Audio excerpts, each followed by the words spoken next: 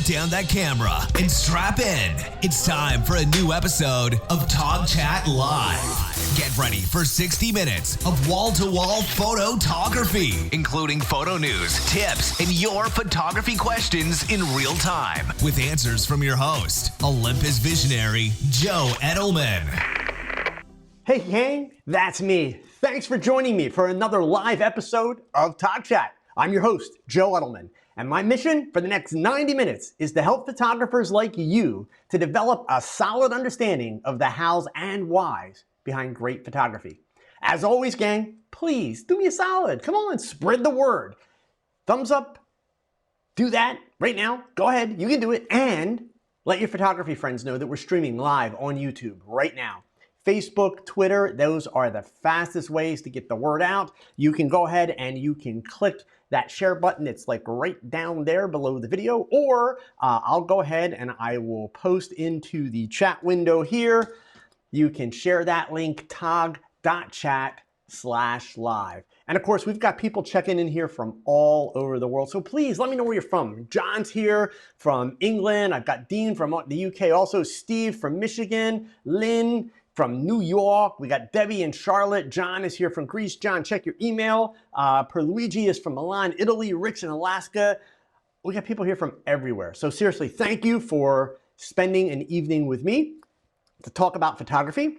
We are going to keep our fingers and toes crossed tonight because I'm in Pennsylvania, where we are under flash flood warnings, tornado warnings, and we've got crazy rain and thunder and lightning, so hopefully we don't lose internet and we don't lose power during the show, right? So if I just disappear, that's what's going on, right? So, and don't worry, I'm like in the basement, so I'm not gonna get taken away by a tornado. It's all good. All right, so a bunch of stuff. Really, really cool stuff happening.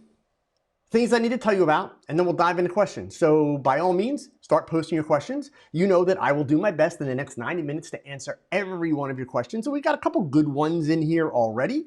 So we've got a few to get things kicked off with, but I wanted to share two pieces of news with you. Number one, if you saw the title of tonight's TogChat, and if you were here last week, I mentioned it, and I've been talking a little bit about it on social media. I did a crazy thing. I decided to sign a lease for a second studio. So this studio is staying here. It's not going anywhere. This will still be where I will do my live streams. It will be where I will do my YouTube videos. It will be where I will do some shoots. But I wanted a space that was a little bit bigger and also had a much taller ceiling, because you guys have heard me talk a lot. I love to work with dancers. I love to have people jumping and do lots of movement. And actually, we've got an interesting question tonight about a Marilyn Monroe image with her and Philip Halsman jumping that we're going to talk about. So I wanted a space that was going to give me a little bit more capabilities. And I've been looking casually for well over a year. Not far from me, in the city of Allentown, like right in the heart of Allentown, Pennsylvania, there is an old cigar factory that has been remodeled and turned into artists' lofts. So it's a freestanding artist community. Now, this was done, I think, probably like 9 or 10 years ago. So it's been there for a while, and I've been aware of it. I've been in there. I know a few people that have spaces in there. But I had been looking at spaces for quite a while in there, and the stuff that they were showing online, I just wasn't that excited about. So literally, I finally got kind of frustrated and thought, well, let's just go see the space in person. And the day that I went in, the leasing agent, Gene, walking me back to that space, stops one spot early and says, you know, this spot just opened up. Let me show it to you anyway. It's got a bunch of windows. I don't know if you'll really like it, whatever. So just to give you a sense, as I walked into this room, now it was empty at the time. I'm going to show it to you with stuff in it, okay? But this is the space that I am in the process of setting up. So when I walked in, remember, there was nothing in there. You might recognize the chair from the studio. It's been in some other videos, setting up a desk there. So the windows that you're seeing over on the left side of the screen, they are north-facing windows, which means, for those of you that have never thought about having a natural light or daylight type studio, those windows never get direct sunlight streaming in the windows. The windows straight ahead from the shot are east-facing windows, which means they only get sunlight first thing in the morning until about 10 a.m. And that's it. The rest of the day, it's all soft, natural lighting that's coming in the door. So here's a couple more shots. Here you can see where I'm setting up the makeup area over here.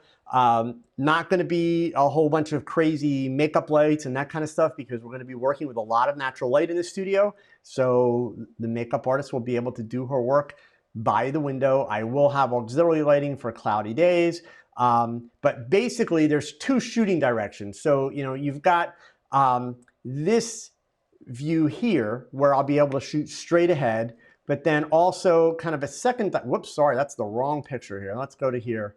Gosh, I thought I had another shot to show you. I'm sorry, but there's another direction that I can go, which is to the right. So if I pull up this shot here, you can get a sense kind of going across. So it's basically two different ways that I'm able to shoot in there. So the other thing that I'm going to do, which you guys will get to follow along with this space, I am not building anything in the space. So you might have noticed even the changing area on the right-hand side of the shot was set up with material and Manfrotto auto poles, right? So basically I'm going to keep the space very flexible and very wide open because I want to be able to use that whole space. And over time, my needs may change and the way I want to use it may change. So everything that's in there is mobile and can be moved very, very easily, taken down, put out of the way, etc. So stay tuned. There will be more stuff coming from that really soon. But I'm pretty excited about it. It's been a couple crazy days of, you know, loading stuff in and dragging it out of here and setting it up. But it's going to be a lot of fun. So it also will give me the ability to continue to do the kind of work that I do, but we're going to start doing some really cool natural light stuff. So I'm going to start showing you guys how you can work with windows, showing you a lot more how you can mix studio lighting with ambient lighting.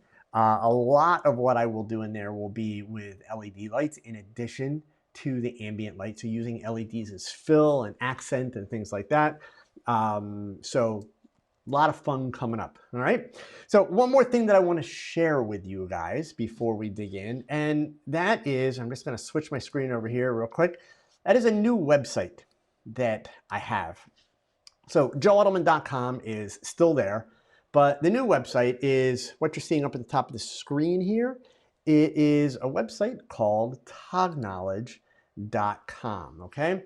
And TogKnowledge.com is replacing what I used to do on Patreon.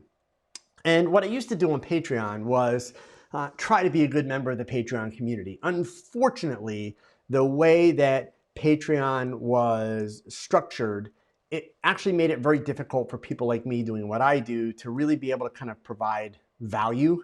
And now more recently, Patreon is making some changes in their structure. So the creators, they're not making as much money as they used to.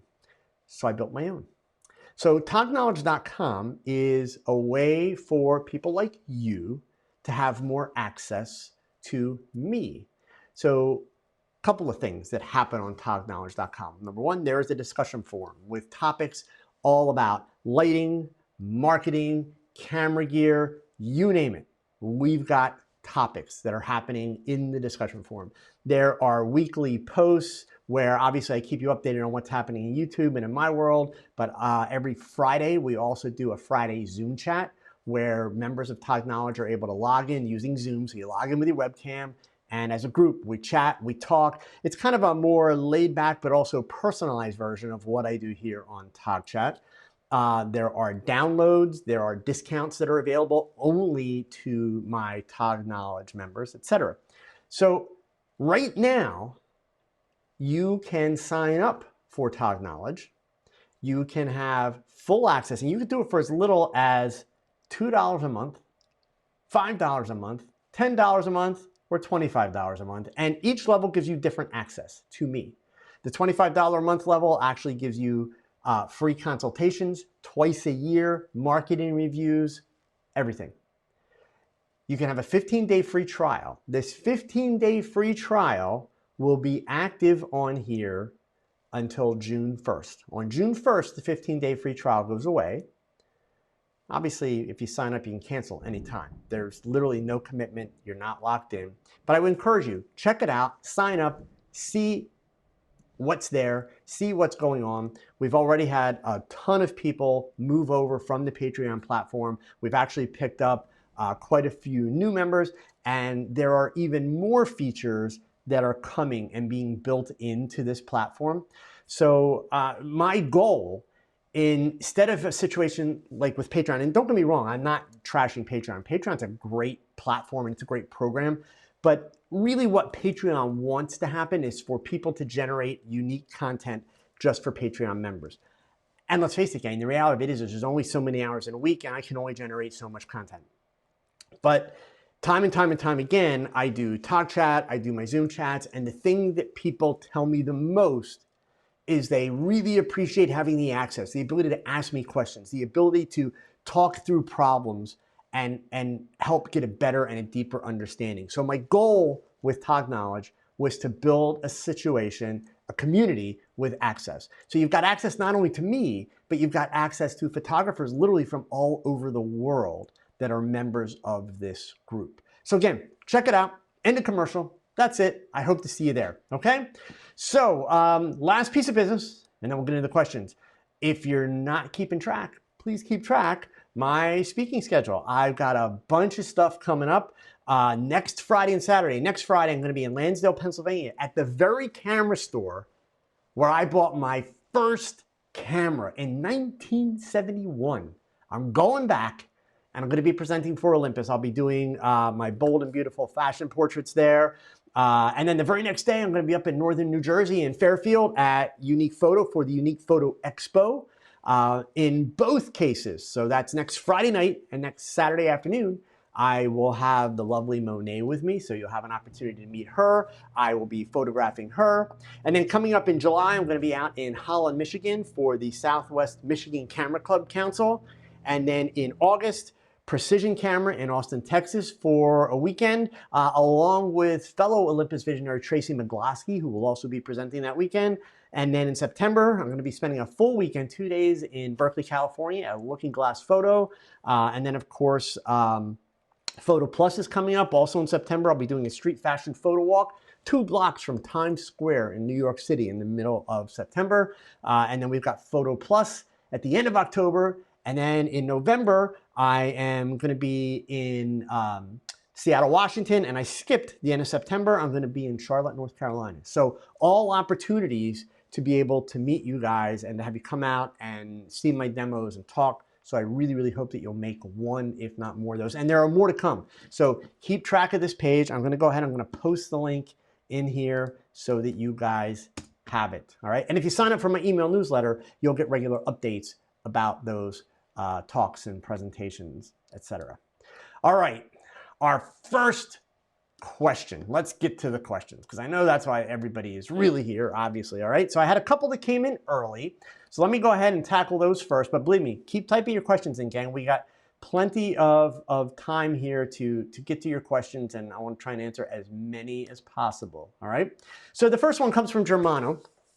He says, on a sunny day in a park, how do you deal with exposure?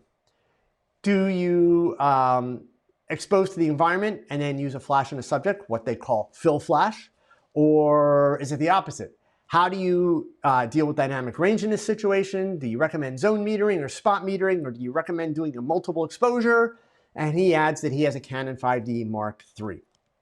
So, Germano, I think that you're overthinking the process a little bit. So let me explain.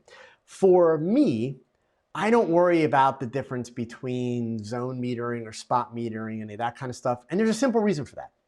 With digital technology, like especially since I am using a mirrorless camera, which means I have an electronic viewfinder. So for those of you that are still DSLR shooters, remember the phrase 3 letters, EVF. That's electronic viewfinder. If you're a DSLR shooter, you have an OVF, an optical viewfinder. So one of the big bonuses, whether and I'm not trying to sell anybody on mirrorless compared to DSLR, no. But simple fact, one of the big bonuses is that with an EVF, you are seeing a finished image in your viewfinder.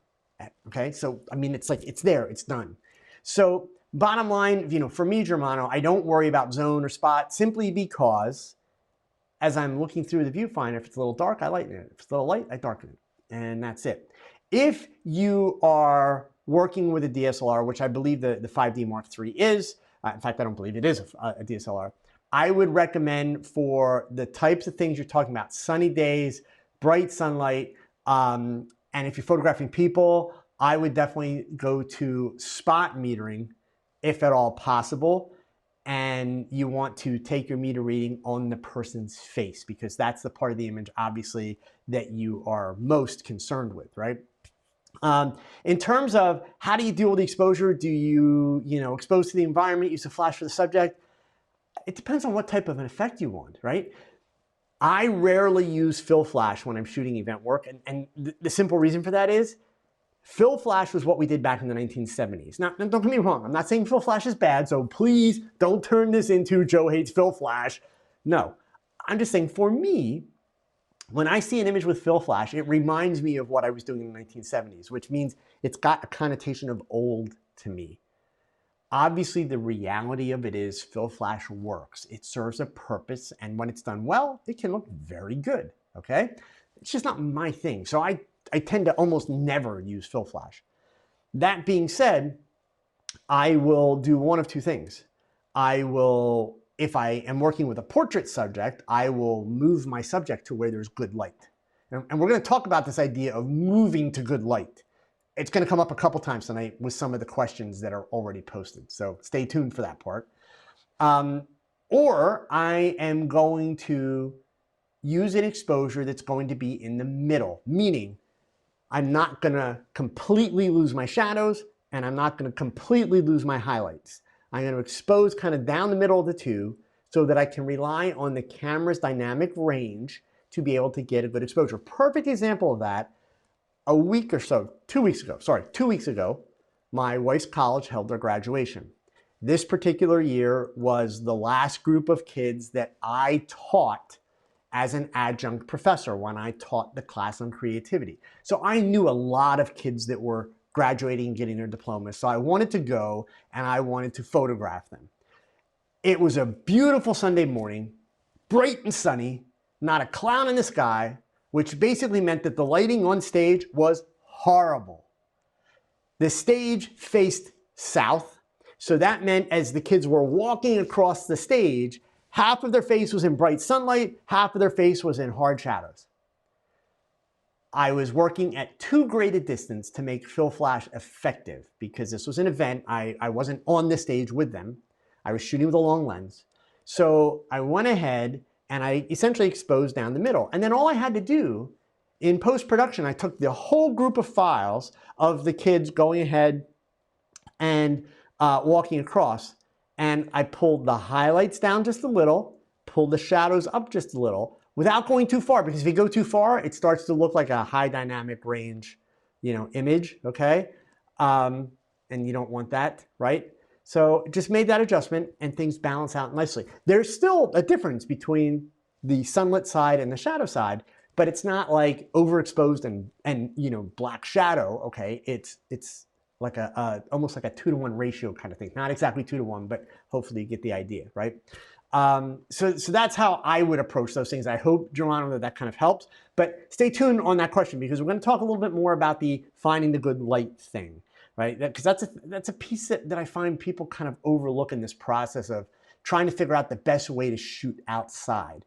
And I'm not going to lie, and not to go on a rant here, but it boggles my mind why people have such a hard time with this. Not so much finding the good light, but the unwillingness to find good light. Like, no, I have to be able to overpower the sun in the worst possible location ever at the worst possible time of day because for whatever reason, I'm too damn lazy to pick a different time to shoot or find a better background, right? So we're going to talk more about that because there's some questions that come up for that. All right. Deborah Freeman, your comment, don't you mean young adults? You know, sometimes they act like young adults. Other times they act like kids. But anyway, so next up here, what do we got? From Claudio, for an outdoor photo shoot. I told you guys, we got a lot of questions about shooting outdoors tonight. What to consider? It is his first paid job and he doesn't even know what to charge. So that's kind of a problem, right? But we'll get to that in a second, okay? I see. Great. Am I going to have to like trash on Matt Granger tonight? I see all these questions coming about Matt Granger. I'll get to it, guys. I haven't seen the video, but I promise, since there's already a bunch of Matt Granger and Micro Four Thirds, you know, it sounds to me like these questions I see going by in the chat, it sounds to me like maybe his views are falling off and he decided he tried the Tony Northrup plan. That's what it sounds like. But I'll read your questions and we'll sort it out. So if any of you did see it and you have some more information, I have not seen the video. So if you can give me a little bit more facts, then I can go ahead and I you know, will do my best to respond, okay?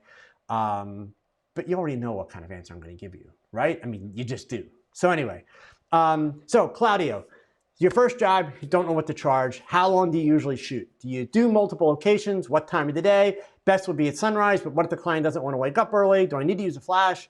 I have a small Godox TT350-0, no trigger, although I could use the FL LM3 as an optical trigger, and I'm really not experienced with flash. So Claudio, listen, I want to try and help you out here, but you know, you got to understand, like this question that you're asking me, like, I was going to use a slightly foul word. I don't want to use that word, but it's just, it's kind of inappropriate. All right. So I got to give you a little bit of tough love first. I'm choosing my words carefully, and I hate choosing my words carefully. But I got to give you a little bit of tough love. So I don't know what these pictures are for, what the purpose of these photos is. My hope is that you are not going to be photographing something that is really important. In other words, a once in a lifetime event, like a wedding. Because if you are, what you're doing is the type of thing that gives the photography industry a bad name. What you're doing is not even fair as a human being. So if you haven't already researched pricing, if you don't know the best time of day to take pictures outside, if you've never used a flash, then why are you charging? Now, don't get me wrong. I'm all for making money, right? But these questions that you're asking me, Claudio, I just have to be honest. Some of these are very basic photography questions. So let's just break it down and let me give you some things to go research, because literally I don't have enough time in 90 minutes to be able to properly and detailed answer this for you. So number one, okay, how do you know what to charge? It's real simple. Truly, it is. You figure out how much money do you want to make with your camera per year? You know, realistically. If you're going to tell me $2 million, I'm going to tell you, you better get your ass in gear and do some real hard work. Okay? So realistically, how much money do you want to make in a year as a photographer? Once you have that number, you work backwards. How many weeks out of the year do you want to work? How many days a week do you want to work? How many hours a week do you want to work? And you start breaking it down from there. That gives you an hourly rate. That tells you what to charge. Okay? Now, there's more to it. There's more thought that needs to be put into it, because you have to factor in your setup time, your takedown time, your post-production time. You have to figure out your gas, any parking that you're paying, et cetera, and that list goes on. You have to factor in the time that you are using for consultations, the time that you are using to show images to them afterwards, all of those things. But that goes into your cost. So that's the simple math on pricing. How long do you usually shoot? As long as it takes, man. Like, your job is to get great images. You probably can't do that in 10 minutes, because I've yet to meet the photographer that's that good. So you shoot as long as you need to shoot. Clearly, from your questions, You need experience. So instead of worrying about how much money can you make off of these people, why not worry about how much value you can provide to them? And in all due respect, like I appreciate you asking me, but come on. Taking money or agreeing to take money from someone to do a job and then going to YouTube to try and figure out how to do it after the fact? Come on. Like, is that really appropriate? Like, I don't know where you're from, but I don't know. I'm sorry. I don't think that's appropriate. I am all for dive in, push ahead. But I have never, ever willingly, knowingly, and acceptingly showed up at a job unprepared. Notice I said willingly, knowingly, and acceptingly. Certainly I've showed up at jobs unprepared, but that was because I had overlooked something. So, it was kind of my stupidity, but never intentionally and never willingly, okay? So, as far as, does the client want to wake up early or not? Well, that's fine. If they don't want to wake up early, shoot in the middle of the day. Find shade. Find a nice background. Try sunset. Sunset's not a lot different than sunrise, except that it changes where the light's coming from, right? And as far as the flash goes, you don't need to use a flash. It depends on whether or not you want to use a flash. If you do want to use a flash, I definitely wouldn't use it on camera. I would use it off camera and I would use a modifier. And that little speed light is probably not going to put out enough light for you to really work with. So, these are all things that before you do this, Claudio, really, seriously, you need to pick up your damn camera. You need to go practice. Figure out where you want to take these pictures. Figure out the time of the day and go there a day in advance. Better yet, a week in advance. At the same time of day that you're going to take these people there and do a shoot, a test shoot, a practice shoot. Don't use your paying client for practice. What are you going to do when your pictures suck? You have now ruined your professional reputation. Not to mention, you honestly make all photographers look bad. You make me look bad. Because that's not how a professional really works. A professional is confident that they can deliver what they're being paid for. So at least, please, I beg of you, put in the time and effort and practice. Take the gear you have. I'm not telling you, notice I didn't tell you to go spend any money. A good photographer learns to solve problems with the tools that they have. Take the gear that you have, go to the location you intend to shoot at, and practice. Take a friend, take a spouse, take a dog, but practice. That's honestly the best answer that I can give you, okay? All right, next up here from Joel. I see some great questions coming in. Let me get through these ones that came in on the Facebook group, and then I will deal with Matt Granger, and we'll go from there. So, from Joel, watermarks, are they tacky but necessary? Really, Joel? So clearly, Joel, you have not been following me very long. Watermarks are for fools. Yes, they are tacky. No, they are not necessary. I have no patience, no tolerance, no respect for any photographer that feels the need to plaster watermarks all over their images. Was that a clear and concise enough answer? So, next. Let's see here. Whoops, sorry. I'm clicking the wrong buttons here. From James. Next question, sorry. Can super large reflectors cover the entire body for a fashion shoot, or will a fairly standard size provide the right cover? Well, it depends. How's that for an answer? I have one that is 4 feet long and 2.5 feet wide. That's a big reflector.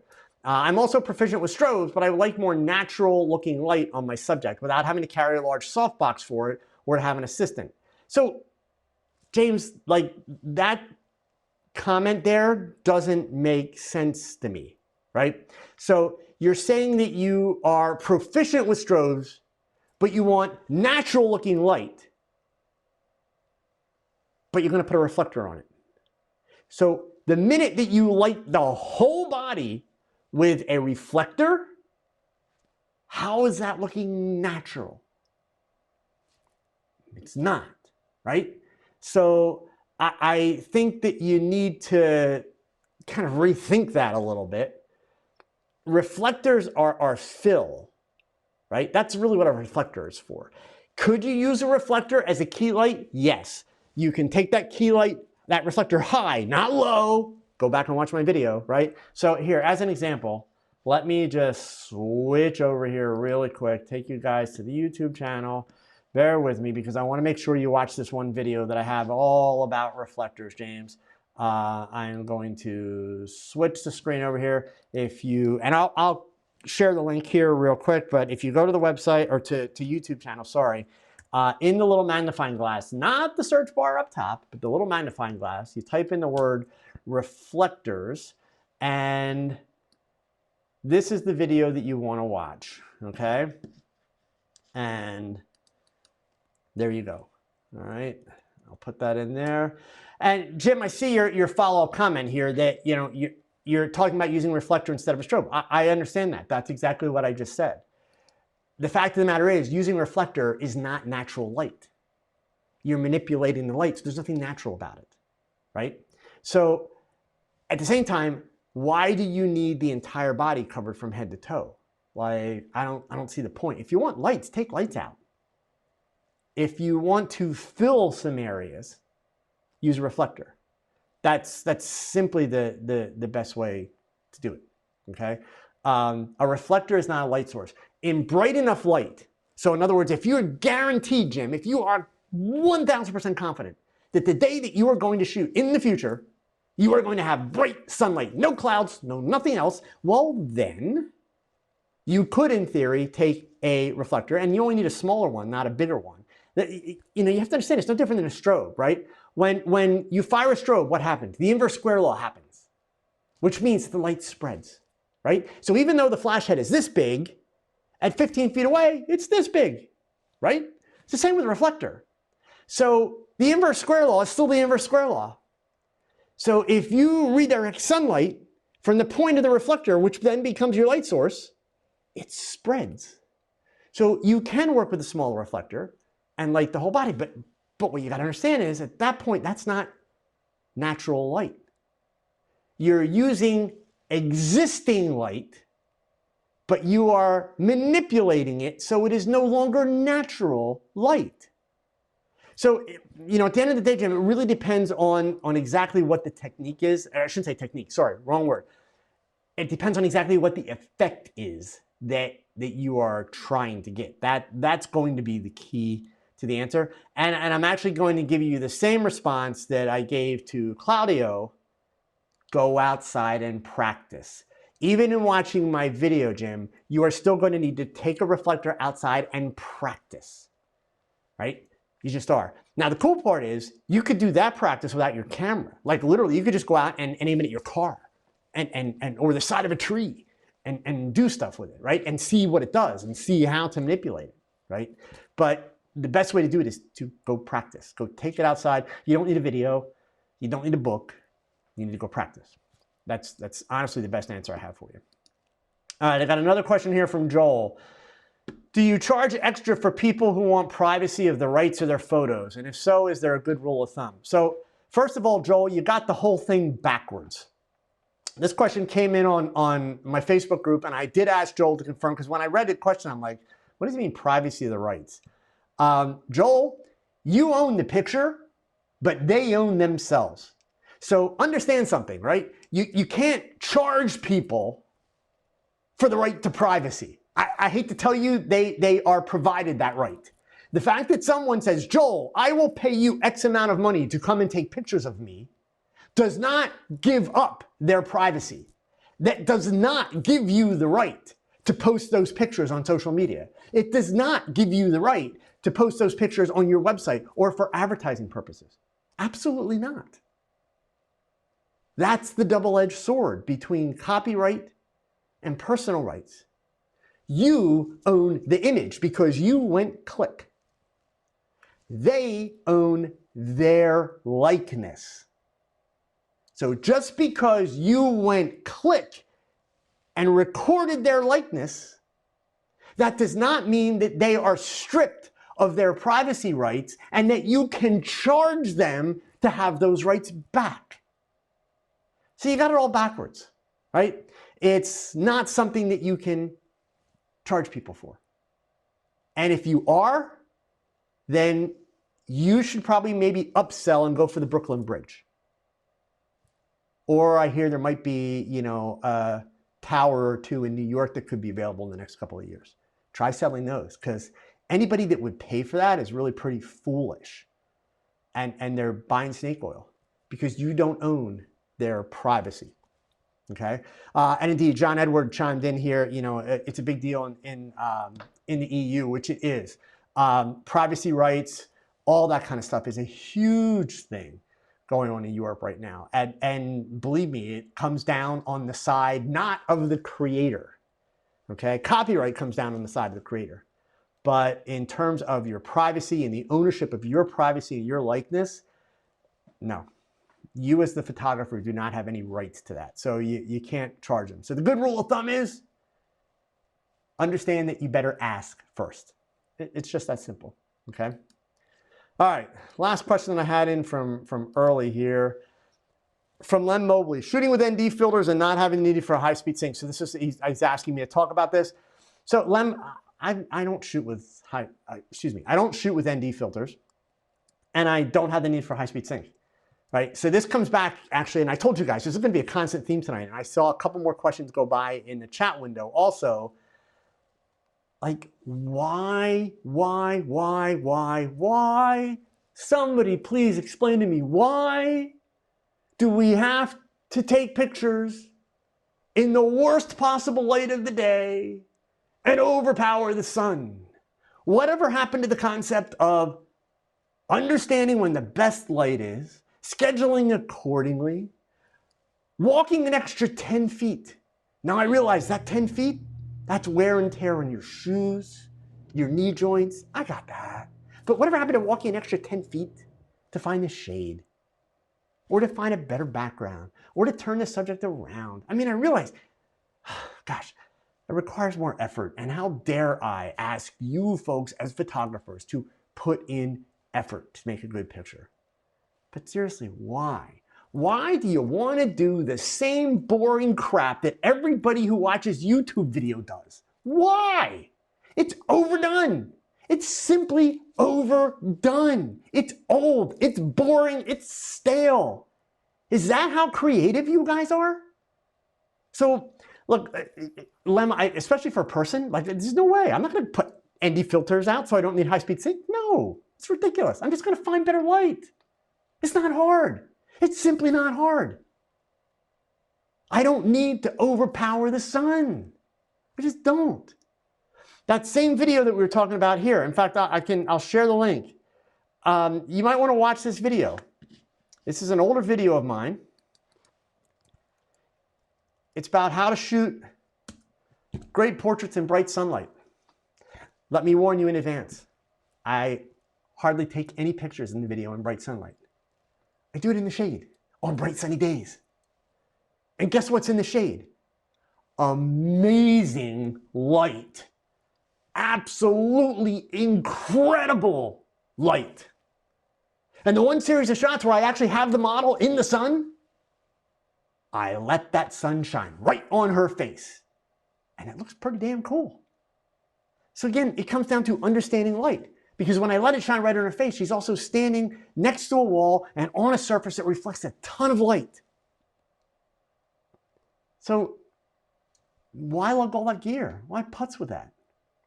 It's just, so again, seriously guys, I'm not trying to be a jerk about this, but I'm trying to make you guys think it through. Like, why do you want to be zombies? Just because some bozo on YouTube does it all the time? Why? What's the point? That makes it special? You have never heard me ever once say to you, you should do what I do. Why do you want to do that? By all means, do what I do to master it, to prove to yourself that you're capable, to learn. But man, if you're going to like try to do what I do and that's your goal, if that's just simply your goal, that is a pretty low bar. Aim higher. Aim a lot higher.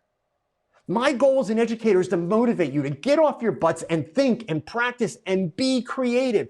Think outside the box. We all live in a box. It's called our skull. Get out of it. Try things. That's why you see me do crazy stuff like play with a TV or take a feature that's designed for landscapes and starscapes and make a portrait background with it. That's the whole point. It's just try something different. So, obviously I'm not the guy to come to and ask how to do the same boring technique that every other idiot is doing. Because it's just boring. I don't do boring. Sorry. Okay, so there's more.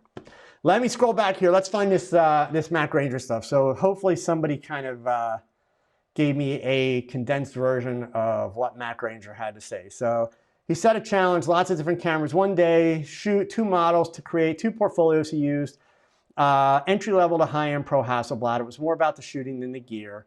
Okay, so let's see. I saw that there's some other posts here. Brent Odell says he's overly critical of the noise, but he loved almost everything else about it, so he's no Tony. All right, so guys, I mean, it's kind of tough here because you're not giving me a whole lot of information about what he really said. So the first question that came up when it was, hey, Joe, this was from Mattias. I hope I pronounced that properly. I'm sorry if I didn't. But did you check out Matt Granger's latest video testing current cameras in studio work? He mentions an inferior IQ on M4 III, and I'd like to have your insights.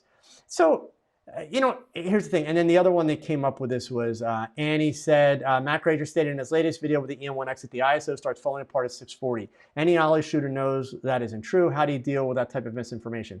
How do I deal with that type of misinformation? I say that the people that say it are morons, period. Because what's it matter? Look, you folks follow me, okay? And I'm not taking a pot shot at Matt Granger. And honestly, to be fair, actually, let me back up. I owe Matt Granger an apology for that. I do. He's not a moron. You know why?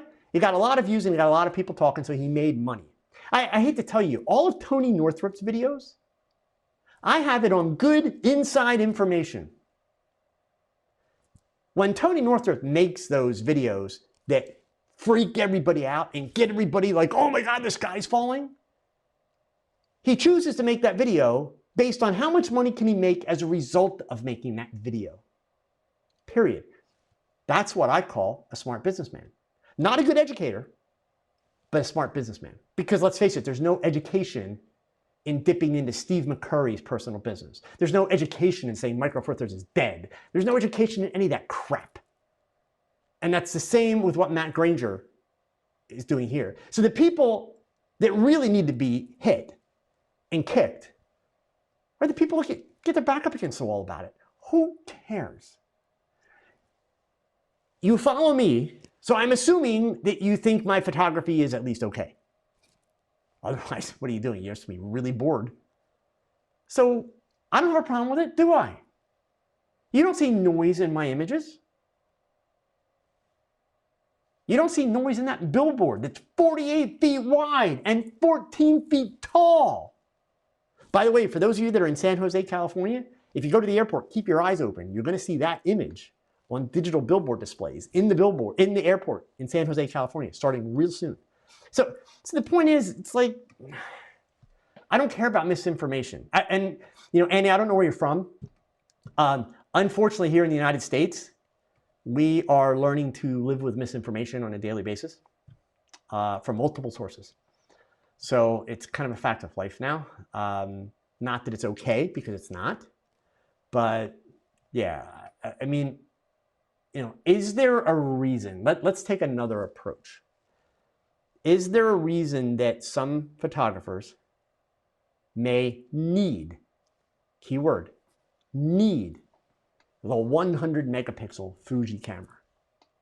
Sure, it's possible. But the reality of it is, most of the people who are going to go out and buy that are going to buy it because they have an extra 10 grand to throw away. Period. Because the irony of it is that most of the photographers that will use that camera to make money, to pay bills, won't buy it. They will rent it when they need it.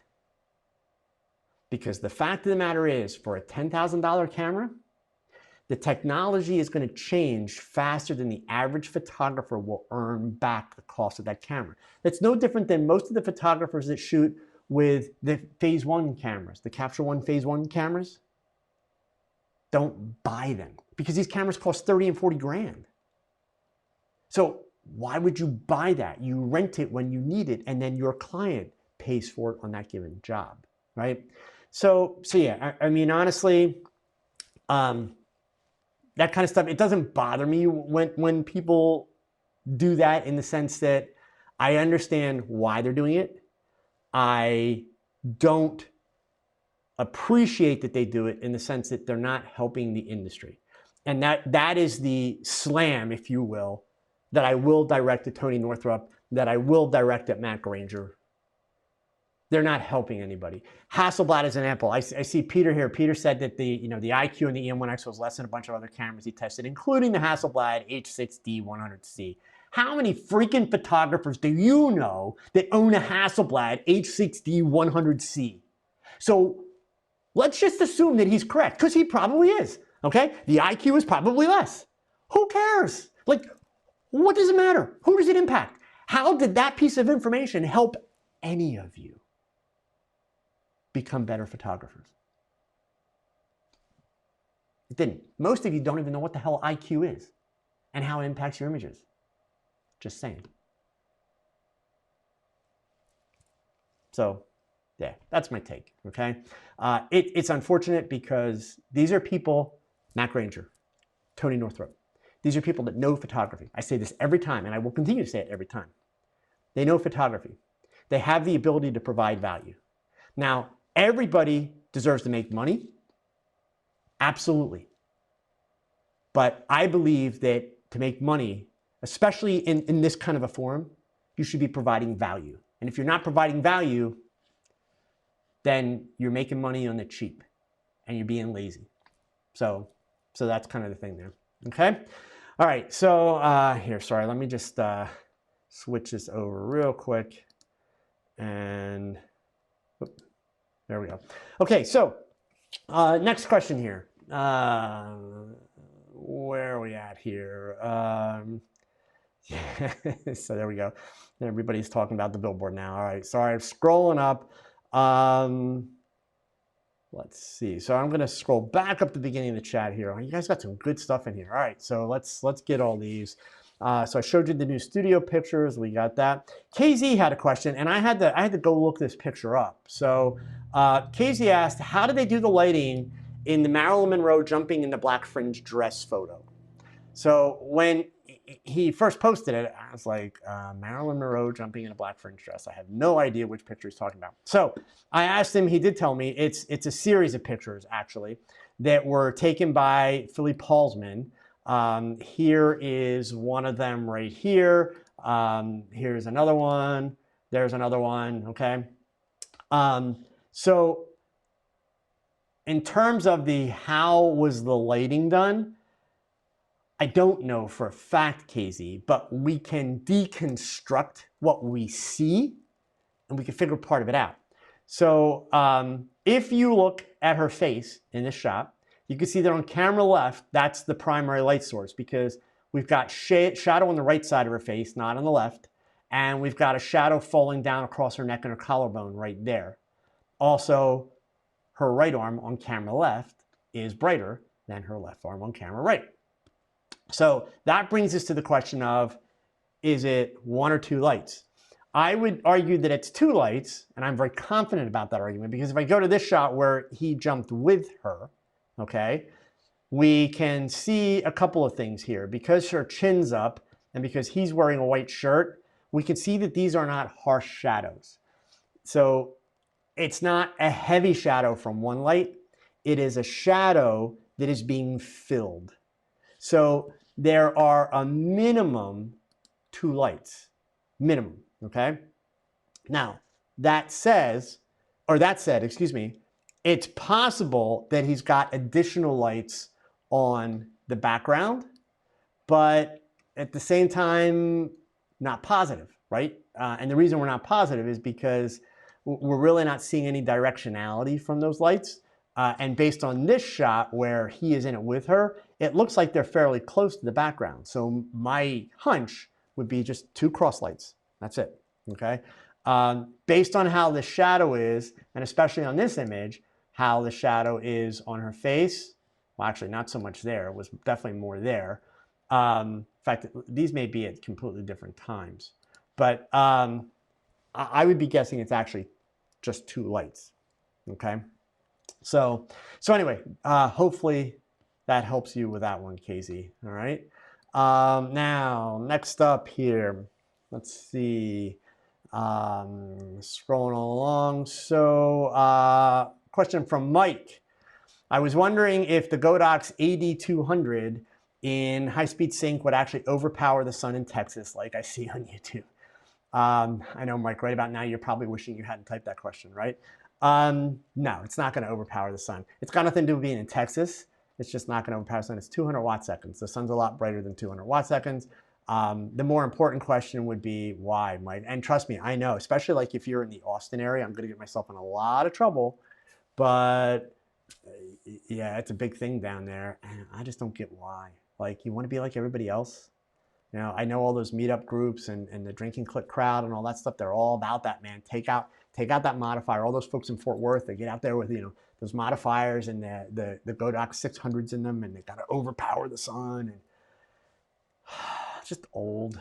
It's just old, boring. Sorry. Okay, just being honest. All right. Let's see here. Scrolling down. Next question. You guys got some good ones here. Let's see. KZ followed up on that Marilyn picture. She's midair, 1950s flash sync. Just jumping all day till you get what you want. Does it come from digital shutter lag? No, I mean, understand when a person jumps, KZ, and this happens for all of you. And you guys, I see people now talking about how did they freeze the image in midair. So let's back up because everybody's like flipping out here. So what's so hard about this? Let's get some basics now, right? So, number one, what is the duration of the flash? How long is that? Most flash units today, without high-speed sync, guys, without high-speed sync, come at around 1/9,000th, 1/10,000th of a second. That will stop the action of a person jumping. So if you're in a dark room, you could open your shutter on bulb. Have the person jump, fire flash, and you're going to get a completely sharp image. Because 1/10,000th of a second is enough time to stop it. Not to mention that if a person jumps, there is a peak. There is a peak to that jump where their movement pauses. And you can work with a slower shutter speed, but you don't need to, right? So as far as flash sync and all that kind of stuff, it's just regular flash sync. Because back then, in the 1950s, if he shot this, now I don't know what he shot that on. He might have shot it on 4x5, he might have shot it on 35mm. If he shot it on 35mm, the sync speed was 1/60th of a second on the camera. But the flash would have been much, much faster. That would have stopped the action. And you notice all the shots that he did here, let me go back to them really quick. All the shots that he did of her, they're at peak moments. At a peak moment, everybody's just hanging there, ever so brief. So, you know, that's a technique that back in the day, back in the 70s when I learned, you learned to take advantage of that peak moment. Because if you were in a low light situation when you were trying to shoot action and you couldn't raise your shutter speed fast enough, you would look for that peak moment and try to catch the peak moment. That would stop the action, okay? So yeah, so I mean, from what we can deconstruct on this, there's no reason to think that there was anything special or crazy going on in terms of how fast the flash sync was, because it most likely was not. That technology really wasn't around then. And Halsman, as a portrait shooter, wouldn't have been using that kind of technology. And it's probably two lights, most likely one on either side. That's probably the setup, you know, that was used. Okay. All right. So next up here, Scrolling on down. So from Gregory Hauser, his question is, do you think that the Westcott 5x7 X-drop system with a gray background is worth it? Looking for something portable. Gosh, you guys love to get me in trouble with Westcott, don't you? So I don't know what that sells for. So let me just see here. 5x7 X-drop. So it's $129.90, right, for a 5x7 X-drop. So what do we get if we do 5x7 collapsible? I mean, we can get an Impact brand 5x7 collapsible for like 57 bucks, right? Or excuse me, 70 bucks. So it's cheaper, but then you don't have a stand, so you need a stand. So Gregory, the answer really would be more a matter of, do you need a stand to hold up the backdrop? In which case, at 129 bucks, not a bad price, ultimately, okay? I would consider, and I don't know, but I would consider how small does the X-drop system fold up? I'm pretty sure it folds up fairly small. It fits in like a little kind of duffel bag type thing, right? As opposed to the collapsible ones that, you know, kind of roll up in a circle and go into a bag. But yeah, I mean, that ultimately doesn't seem like a bad deal. I mean, what you might want to consider though is, you know, 5 foot by 7, you could get a 4 foot by 7 black velour material for like $30 at a fabric store. And then you just need 2 stands and a bar to hang it on. Or what you do, let's go back to YouTube. Bear with me one second here. I'll switch the screen over. Go to the web browser, and I'm going to type in the word background in the magnifying glass, not the search bar up top. And what you want to do is you want to watch this video, Gregory, okay? This will not only show you how to make a background holder, but also how to make those crushed velour backdrops that I was talking about. So it really depends on your needs. I've seen the X-drop setup. It's a nice setup. It's really lightweight. Obviously, it's very portable, etc. But you know, for me, my thing is I'm always looking for how much versatility can I get. So if you don't necessarily need a lot of versatility, then the X-drop is probably great. If you're looking for a lot of versatility, then you might want to consider what other options there are. Caleb, thank you so much, man. I appreciate the super chat. So let's see. So scrolling on down here, working on catching up. Let's see here. Michael. Michael's not a question, it's just a statement. I love natural light and cannot stand flash. I take flash shots like a chimp with a Polaroid. So that's pretty good. So question from John in Greece. Can you explain how honeycombs affect light and what are the uses for them? So honeycombs basically are going to narrow the spread of your light, right? Because they're narrowing the source. So they're doing what's called flagging your light, essentially, John.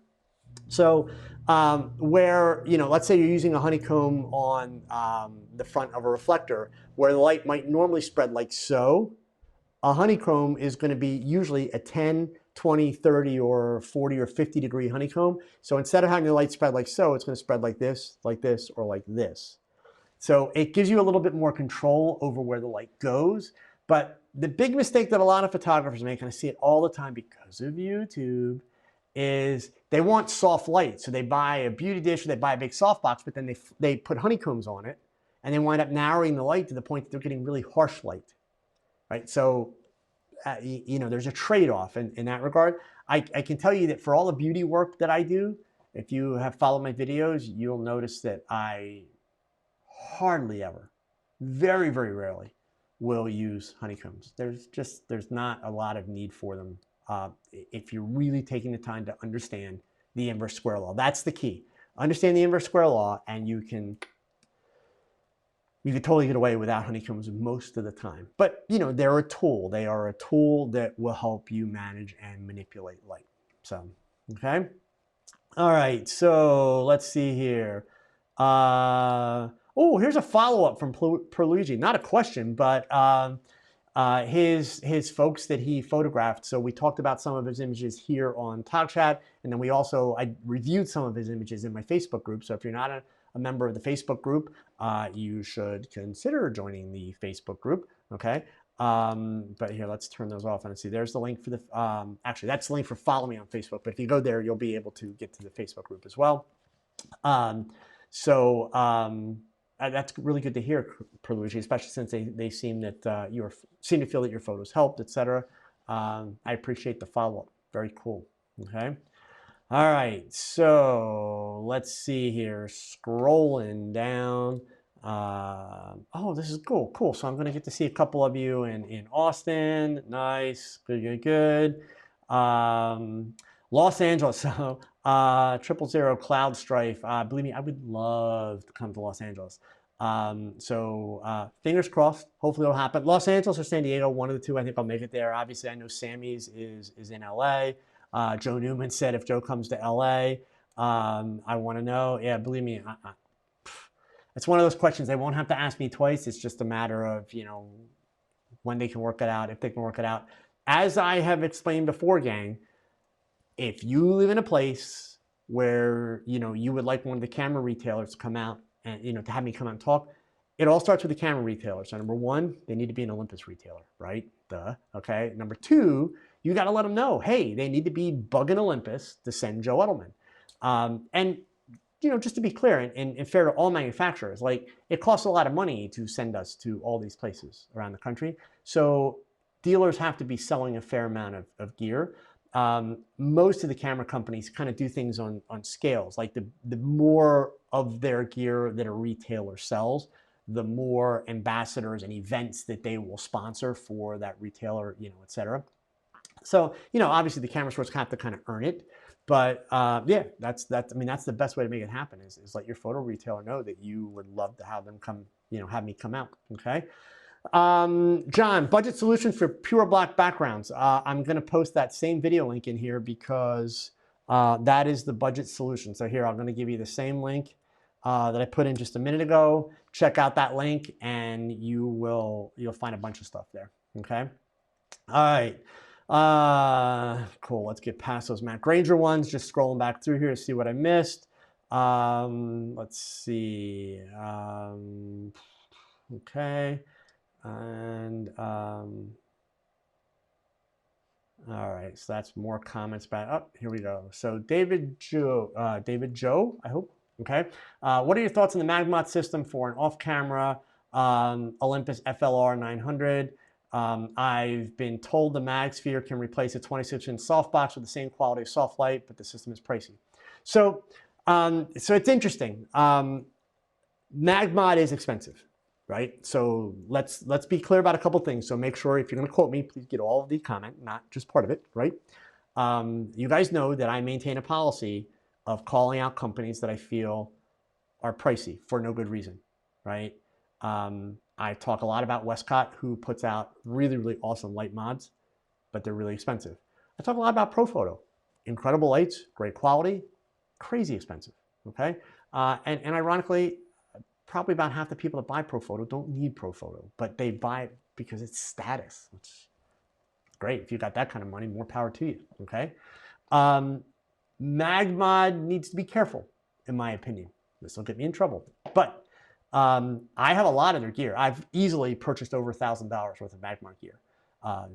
Gels, holders, I have the mag spheres, I have the mag bounce, I have the mag snoots. I have all that stuff. I love their stuff and I use it a lot.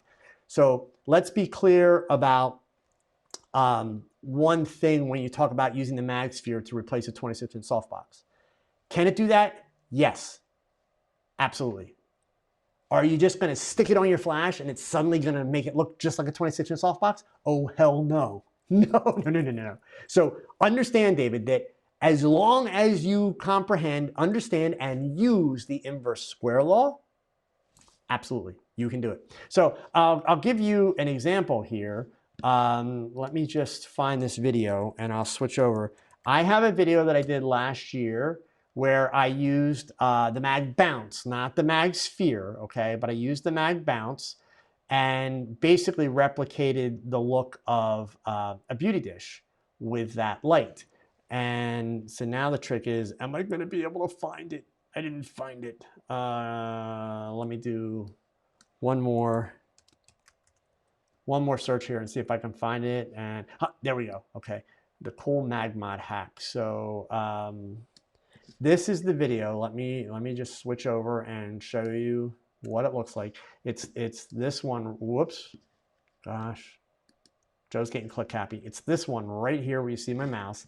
I am going to give you guys the link here momentarily. Okay, you'll see in there how I use the mag sphere backwards. I literally like flipped it upside down and shot the light through it. So again, can you do it? Yes. It's all about how you manage the inverse square law. That's the key. But yeah, I will tell you, I mean, I love the Magma stuff. It's a great system. You're going to start to see a lot of competitors to Magma coming out. You know, you can't patent magnets, right? So obviously that's why like Godox has, you know, a magnetic modifier system now. A lot of companies are going to be coming out with magnetic modifiers. I don't know how long MagMod is going to be able to maintain the kind of pricing that they have now. And I will say, in all fairness, again, full transparency, if I'm going to get myself in trouble, I at least want to make sure I'm getting all my facts out there, okay? MagMod is pricey, but I don't feel that as a whole they are overpriced, except for the new Mag box, like $500 or 400 and some dollars. That's insane. It's just simply insane, especially when you factor in that they did a Kickstarter and they made all that money up front. And no, they could afford to lower the price. To their credit, you know, they've built a huge fan base, and it is a fan base. It is people that will buy anything that they come out with. And in that particular case, they designed a really, really unique and well put together modifier. It really is. Simple to use, quick to use, fast to use. I mean, let's face it, the front part of it, a modifier is a modifier. It's a softbox, big deal, right? So the beauty of that mag box, it's the back end, right? It's the pistol grip, it's the dual mount, the way it clamps down, all that stuff. Absolutely brilliant, absolutely brilliant. But for $500, I can go ahead and keep doing things the way that I've been doing it. Just being honest, right? So hopefully that helps, okay? Let's see here. Actually, sorry, let me switch back. Going back to our pricing conversation before, Gord Smith has a comment in here. Not a question, but a comment. I normally figure out 100% what my complete personal budget is for the day, plus what I think I am worth. That's what I charge for the day. Honestly, the challenge that you're going to have with that, Gord, is that you're not going to be able to make a sustainable income that way, right? If you're just doing it part-time and, you know, a little bit of money on the side, okay, fine, that works. But, you know, what you think you're worth, hell, I'm worth $1 million, man, but ain't nobody going to pay me $1 million. Just not, right? I mean, yeah, I believe that if you don't have confidence in yourself, nobody else will, but I'm going to have a hard time finding somebody that's going to have $1 million worth of confidence in me. Just saying. So yeah, if it's a part-time thing that you're doing and you make a little money on the side, awesome. Totally awesome. But in terms of being able to build a sustainable income, that math is not going to get you where you need to be. It's just not, okay? Let's see here. Scrolling on down. Camphius, question here. Should a photographer post his free work on the website? I mean, images which are not his core business or style. Does it help to build a brand or it confuses the customer? Elena, basically it will confuse the customer. There's an old phrase, I have a feeling you're not from America, maybe you are, but there's a phrase here in America. It's called, you know, don't be a jack of all trades, because a jack of all trades is a master of none, right? If somebody wants a wedding photographer, they don't want to look at pictures of insects and travel pictures. If somebody needs product photography shot, they don't want to see landscapes, right? All that says is you are not that qualified at doing what they need. They want to see a photographer that is displaying a tremendous amount of work that shows that they specialized and are highly experienced and highly capable at the kind of work that they need. Okay, so yeah, I would avoid doing that. You know, if you want to be able to just have a place where you put your pictures for fun so you can share them on social media and that kind of stuff, but you want to be able to host them elsewhere, perfect opportunity to use Flickr or 500 pixels or one of those kind of websites for that. But for business purposes, keep your website focused on what you do. And if for some reason you're a photographer, let's say you do product photography, but you also shoot brilliant landscapes and you sell them for fine art prints, then you need two websites, because there are two such dramatically different things. They will water each other down. Keep them separate. Go that way. Okay. So let's see here. Next up, David just had a comment here. Greetings from Spain. Thanks a bunch for your advice on the Olympus community on Facebook. That helped out. Excellent. I'm really glad that helped out. That is an awesome community. In fact, I know Adam, who's one of the admins, is here tonight. He's posted a couple times. For those of you that do not know what we're talking about, this came up in a question last week. It's the Olympus OMD education group. So if you are Olympus curious, or if you're a new Olympus user, this is not a group that's sponsored by Olympus. Here's the link for it in the chat. It's not a group that's sponsored by Olympus. And it's also a group where you don't post photos, not unless it's something where you're specifically seeking help on. It's strictly a conversational technical group. It's one of the first groups that I joined and sought advice from when I was considering my move to Olympus. So yeah, definitely a great one. Okay. So let's see here. Scrolling down. Let's see. All right. And talking about reflectors here, Michael added, he uses the white poster board as a reflector and he uses it from above. That's awesome, Michael. Yeah, the white poster board, the Walmart reflector, actually works great. Okay. Aaron's got a question here about pricing. When moving from free to paid shoots, do you go straight into a price that will cover everything, or would you lower your price and raise it as you get more experience and clients? Never work a lower price. It's the #1 mistake that every rookie / new / young photographer makes. Okay. Once you've got a lower price, it becomes very hard to raise your prices. Even worse yet, once you discount your prices, it becomes hard to go to a lower price. If you're in the United States, you're familiar with Kohl's. Hopefully you don't have a wife who likes to shop at Kohl's. Kohl's is a retailer. It's a department store. They have mastered the retail version of giving crack to an addict. They really have. And they have another bad habit, which in my opinion is really stupid. It will be the demise of Kohl's department store. They train their customers, don't shop here unless you have a 30% off coupon. I mean, literally, if you're familiar with Kohl's, you have to be a moron to shop at Kohl's without the 30% off coupon. Why pay 30% more than you need to by choice? Because you get no extra value for that 30%. They train you, don't come here without the 30% off coupon. And then when you do go there, if you spend enough money, they give you crack. They give you Kohl's cash. But you have to come back during a set period of time, usually it's like 1 week, to use that Kohl's cash. Otherwise, it's not valid. And they give you Kohl's cash very generously because they know you're not going to come back and spend just that amount. You will spend more. So they make up that 30% on the back end.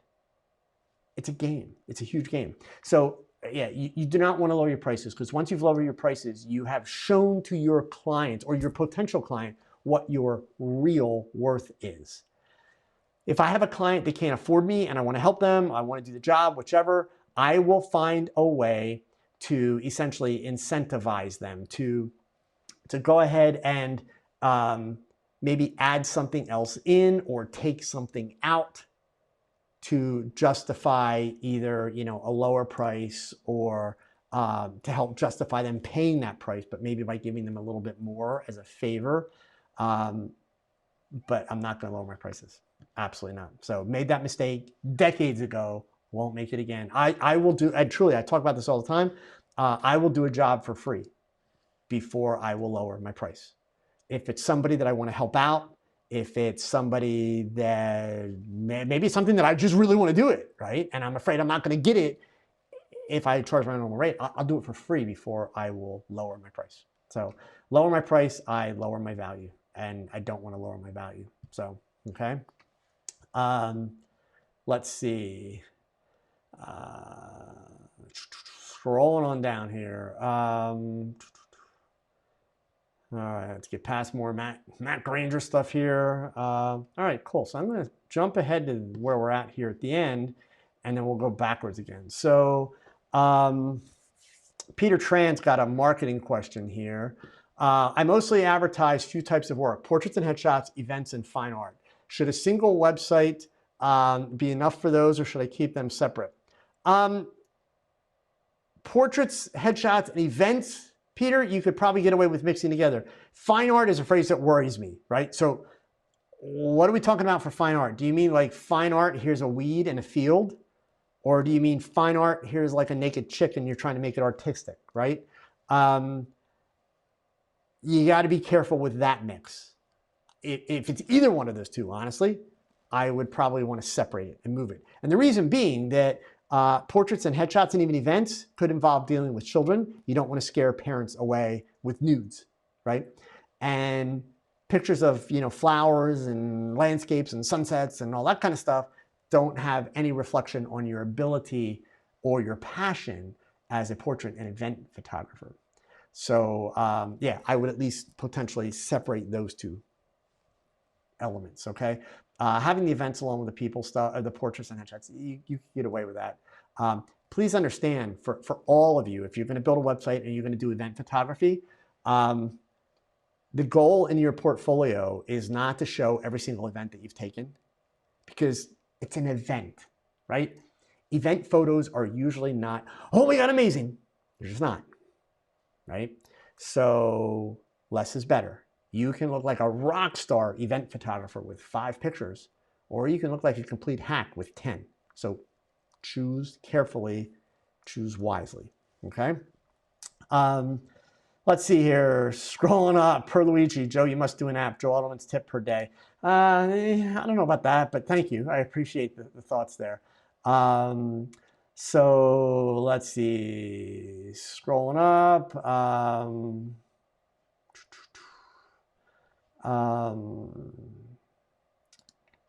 David, oh, wait a minute. Sorry, I missed the original post. Let me go up and find this post from Tony here. Still scrolling. Let me find Tony's post and I will get the follow-up then, because there's apparently a whole thread here from Tony. Ah, there it is. Okay. So Tony Chafin, I have a sweet 16th birthday party shoot Saturday night. Inside with a DJ. Any pointers on lighting? I'm a total amateur. And then as we scrolled down here, I saw a couple comments. So David, being a little bit smart, says that Tony, amateurs best enjoy parties by eating cake and having fun. Okay. So let's go down. And then David goes on to say, Tony, Joe will give you great advice, but I go with a nice lens, good flash, point in the ceiling, and try and enjoy the party. So yeah, so I mean, here's one of the things that's really kind of important to know, and this is an interesting topic. So allow me to share a little story, and then kind of get back to helping Tony with this Sweet 16 party. This past weekend, I went to Washington, D.C. for Memorial Day weekend here in the United States. I was there Thursday through Sunday, so I wasn't there on Memorial Day. But my wife, every Memorial Day weekend, you folks know she's a college professor, she has a conference that she attends, and every year they hold it on Memorial Day weekend. This year it happened to be in Washington, D.C. And you know, I tag along. We drove down, since it's about a 3.5-hour drive from where we live. And I debated terribly. Now, keep in mind, this is coming from an Olympus visionary, okay, who teaches people how to take pictures and all the things that I do. I debated painfully for 3 days before we left. Am I going to take gear or not? I finally did take gear because I felt guilty. I felt guilty because, as I've mentioned to you guys before, there are some other Olympus visionaries that I admire. I think these people are incredible. People like Jamie McDonald, people like Mike Banning. Even locally, I've mentioned a gentleman named Ryan Fisher, who is a fellow Olympus user. These people shoot like machines every day. The passion and the effort and the work ethic is incredible. There's a piece of me, though, that ever since I left the newspaper business, so this is back in the 1980s, I really enjoy and appreciate being in the moment. I've been to Washington, D.C. many times before. I've taken pictures many times in Washington, D.C. So the question became, do I really need my cameras? Do I really need to take pictures? So I'm just throwing that out there because it's important to know that it's okay not to take pictures. I'm waiting to see if I get struck by lightning for that, right? But it is. It's okay to not take pictures. It's okay to be able to enjoy time. Photography is what I do for a living, and I am blessed to be able to do that for a living. But that also means that every now and then, I like downtime, where I'm not using a camera. So I took my gear. I took 3 cameras. I took my normal kit, which has the EM1X and an EM1 Mark II in it and a bunch of lenses. But I also took the TG6, the little red camera that I showed you guys last week. I wound up carrying the TG6 around most of the weekend. I took the EM1X out one evening when we went down to the mall and we walked through the Vietnam Memorial and the Korean War Memorial and the Jefferson Memorial. And all the motorcycles were there for Rolling Thunder, which is the big annual event with the motorcycles. So I took the camera along then and actually took very few pictures. It was nice to watch the people. It was nice to enjoy the evening and spend some time with my wife. So that being said, going back to Tony's question, Tony, if this Sweet 16 is your own child, I would remind you that they will only be 16 once. And this party will only happen once. So I'm not suggesting that you don't take pictures. What I am suggesting, though, is don't make the process any more challenging or difficult than it needs to be. So indeed, actually, I will go with David's advice. 1 camera, 1 lens, bounce flash, or even, available light if the room is bright enough. But keep it simple. Keep it simple because you don't want to spend that whole party with your 16-year-old with a camera between you and them. You want to be a part of what's happening, not an observer. The camera makes you an observer, right? So with all of this stuff that we're talking about with photography, it's about finding balance. That's how life works, right? It's about finding balance. So I just want to make it clear, though, that it's okay sometimes to put the camera down, right? We do not have to record every single moment. And it's different for everyone. Different people like to be able to record different amounts of things, and that's okay. But yeah, my advice, Tony, keep it simple, stupid, right? Just, don't go overboard and work, work with as little as you can, okay? Neil has a question here. Neil, isn't it true that a flash on low power has a shorter duration than a flash on high power?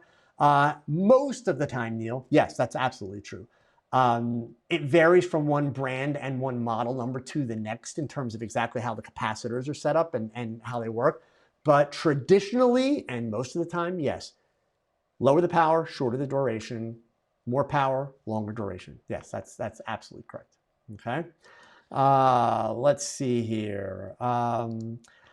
Dan, another question here. I've just started getting into portraits more seriously. Do you think the tethering is something that should wait until one is more experienced, or would it help one improve quicker? Wow. So really kind of what it comes down to is, I would say it's a matter of your own patience level, Dan. Tethering requires more gear.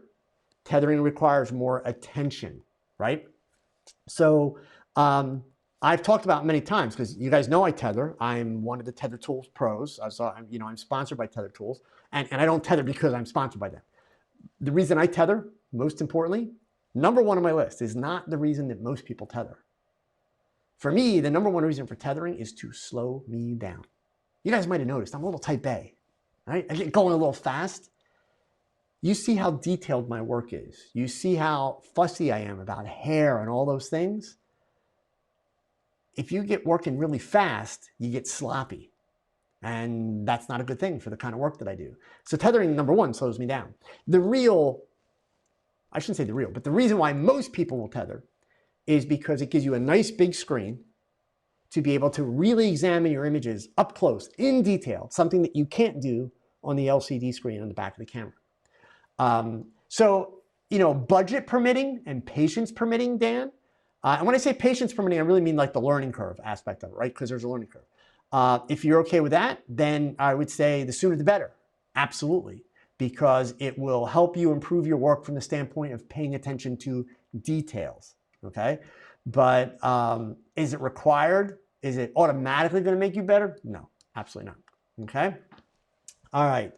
Let's see here. Matthew Freer, not a question, but a statement. Loving the chat tonight. Thank you. Great information as always. Don't know if you saw my post early in the group. You've definitely made me Olympus curious.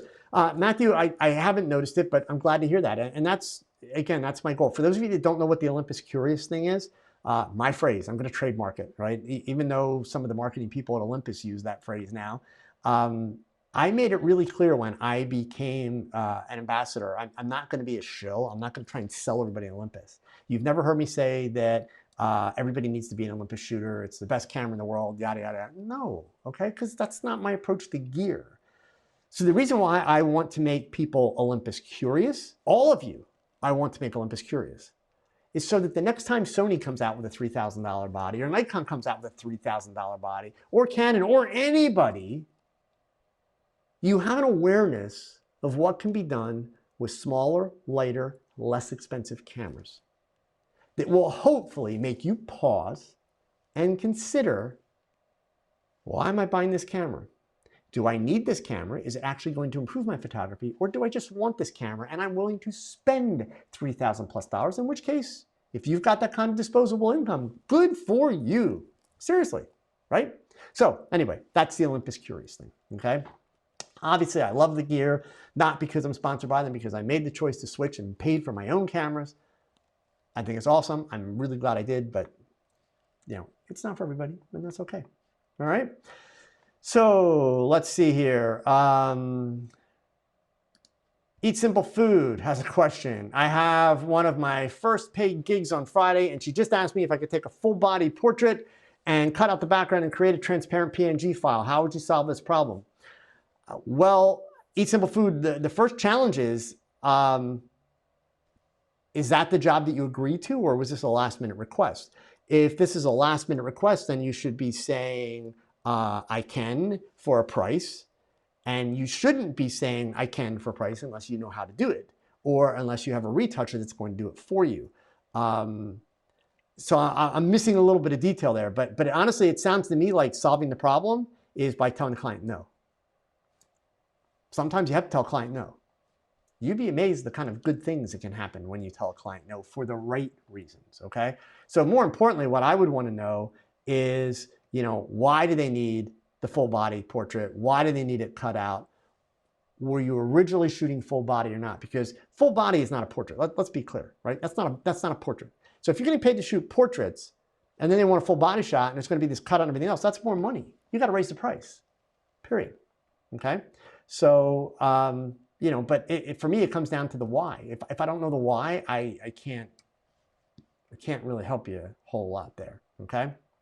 So, let's see here. Scrolling down here so that we don't, we're just about out of time. So, all right, let me just pop down, and there are a couple right here at the end. And everybody's gone about lenses. Okay, so yeah, I'm going to stay out of that. So Lehigh Valley Railroad guy, unless your daughter's there, in which case it's lover guy. No spray and pray for sure, okay?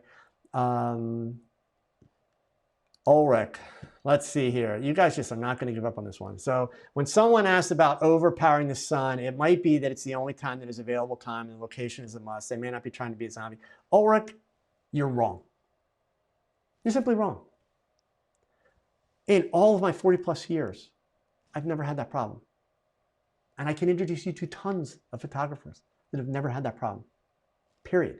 Okay? There's more than one way to skin a cat. So they say. Never done it. All right? But yeah, you can go ahead and defend the zombies. Knock yourself out. Keep defending the zombies. Okay? What they do is boring. And what they do is lazy. Right? Just is. So, all right. Gang, it is 91 minutes. So you owe me 182 for next week. Seriously, a lot of you with questions tonight. This was a great conversation, but you know, we keep coming back to the same topics. I'm not going to suddenly give you a completely different answer, right? A lot of the questions we had tonight, you guys just need to pick up your damn cameras. You need to go shoot. You need to practice. Get off of YouTube. Really, get off of YouTube. I mean, and you know, getting all worked up about the misinformation from Matt Granger. Come on, people, please, please be better than that. Please. Who the hell gives a damn about Matt Granger or Tony Northrup? Who cares? What have they done to make you a better photographer? Because that's what I would love for people to share with me. How have they made you a better photographer? What have they taught you that improved your photography? Just saying. So, anyway, gang, have a great week. As always, remember these. Thanks for watching another live episode of TogChat. Now, pick up that camera and shoot something, because your best shot is your next shot. So keep learning, keep thinking, and keep shooting. Adios.